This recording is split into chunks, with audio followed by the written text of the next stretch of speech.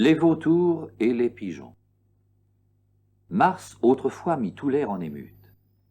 Certains sujets fit naître la dispute chez les oiseaux, non ceux que le printemps mène à sa cour, et qui, sous la feuillée, par leur exemple et leurs sons éclatants, font que Vénus est en nous réveillée, ni ceux encore que la mère d'amour met à son char. Mais le peuple vautour, au bec retors, à la tranchante serre, pour un chien mort se fit, dit-on, la guerre. Il plut du sang, je n'exagère point. Si je voulais compter de point en point tout le détail, je manquerais d'haleine. Maint chef périt, maint héros expira, et sur son roc, Prométhée espéra de voir bientôt une fin à sa peine. C'était plaisir d'observer leurs efforts, c'était pitié de voir tomber les morts. Valeur, adresse et ruse et surprise, tout s'employa.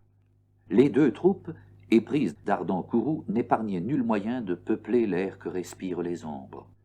Tout élément remplit de citoyens le vaste enclos qu'ont les royaumes sombres. Cette fureur mit la compassion dans les esprits d'une autre nation, au col changeant, au cœur tendre et fidèle. Elle employa sa médiation pour accorder une telle querelle. Ambassadeurs, par le peuple pigeon furent choisis, et si bien travaillèrent que les vautours plus ne se chamaillaient. Ils firent trêve, et la paix s'ensuivit. Hélas, ce fut aux dépens de la race à qui la leur aurait dû rendre grâce. L'agent maudite aussitôt poursuivit tous les pigeons, en fit ample carnage, en dépeupla les bourgades, les champs. Peu de prudence eurent les pauvres gens d'accommoder un peuple si sauvage. Tenez toujours divisés les méchants. La sûreté du reste de la terre dépend de là. Semez entre eux la guerre, où vous n'aurez avec eux nulle paix.